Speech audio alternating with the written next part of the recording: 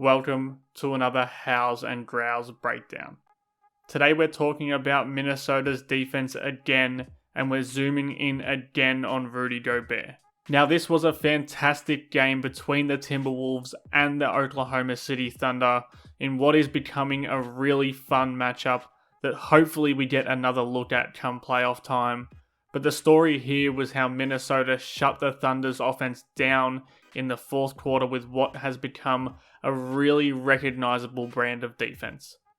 The Thunder scored just 24 points on 42% shooting for the fourth quarter, and Minnesota turned a 4-point three-quarter time deficit into a 6-point win at the end of the night, and it was Gobert who was the tip of that defensive spear. So let's take a look at that fourth quarter film and see what we can find out about Gobert and his team's defensive performance. Okay, we start here and I speak a lot about how dangerous Minnesota's defense is if they're allowed to stick Gobert on a non-shooter like he is here with Josh Giddey. But you see him call Cat to switch with him here.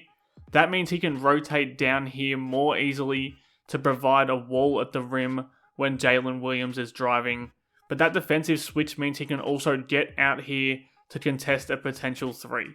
Shout out to Nickeil Alexander-Walker who is in here in help, but then he gets out to take that three away as well. That closeout is exceptional. He squares his body up and doesn't overcommit.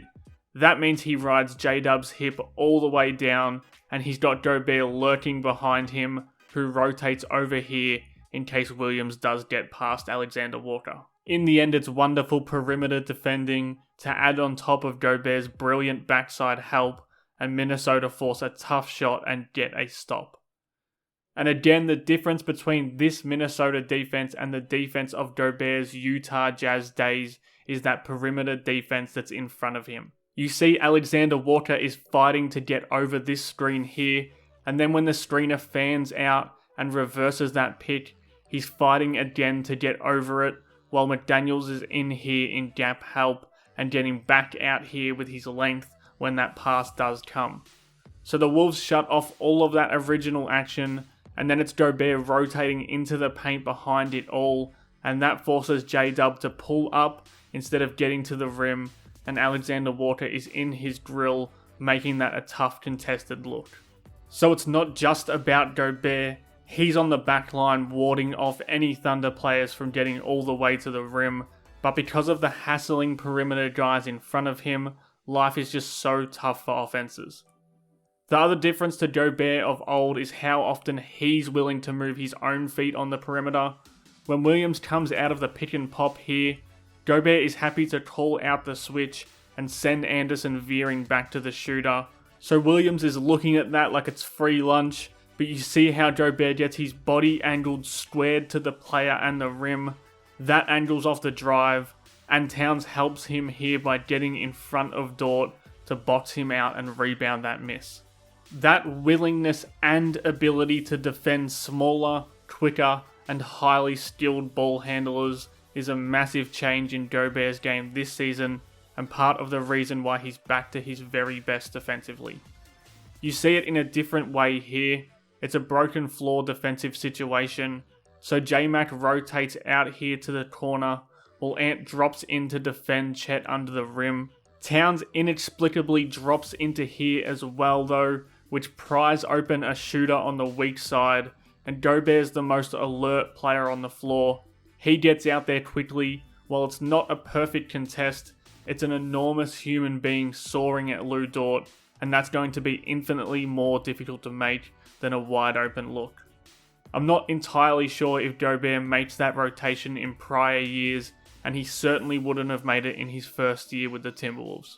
So all of this has been behind the scenes kind of stuff that is often overshadowed in NBA discourse, but now we get some of the more obvious defensive pop. With Holmgren running the inverted pick and roll, Gobert switches with Ant to once again get closer to the rim, and Ant closes up that space, hounds the big man, and blows up another original action with that perimeter D.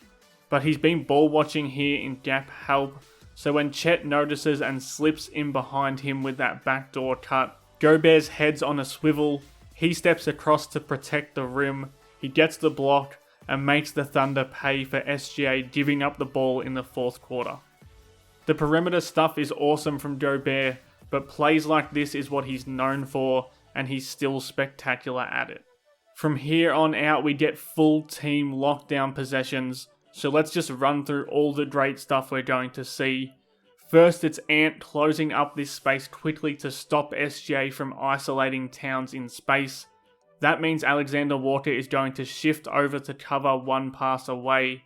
McDaniels is checking two players by himself on the weak side, and Towns drops in here to help on the potential drive, but also flare back out to the corner to get a contest on that catch and shoot three. That's not Gobert, but it is a fantastic possession that warranted praise. And we get two more examples of the whole team defending on one string as the game comes to a crescendo here. Again, it's Edwards eating up this space rapidly while his man is slow to get up the floor. That stops any early attack from Gilgeous-Alexander. When SGA does attack, Alexander Walker is shadowing him the whole way. McDaniels stunts over to show a body. Edwards sucks in, but he gets back out there quickly to shut off any three-point attempt. And then Towns rotates out of the SGA double to provide a contest on that catch and shoot look. And then with around 2 minutes left on the clock and OKC really needing a bucket, we get this final noteworthy possession. Again, it's Jaden McDaniels' length and speed that allows him to sit on Shea's drive here, while also guarding Williams one pass away and not giving up anything. The shot is well contested and clanks off the back rim, but it's rebounded by the Thunder and Minnesota go to work again. Alexander Walker is out to the corner quickly to shut that off. Again, it's all about cutting off that first easy option. So OKC flow into pick and roll, and McDaniels and Gobert are so long, they virtually touch hands here on the trap. Williams still gets through it, and again it's Gobert taking this angle, moving laterally with Williams, and forcing the traveling turnover to pretty much close the curtains on this game.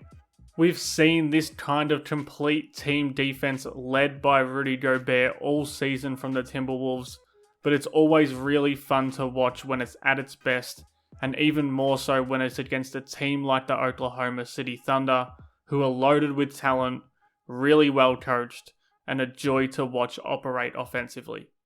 At this point, with this kind of film, it's almost a no-brainer that Gobert takes home his 4th Defensive Player of the Year at season's end.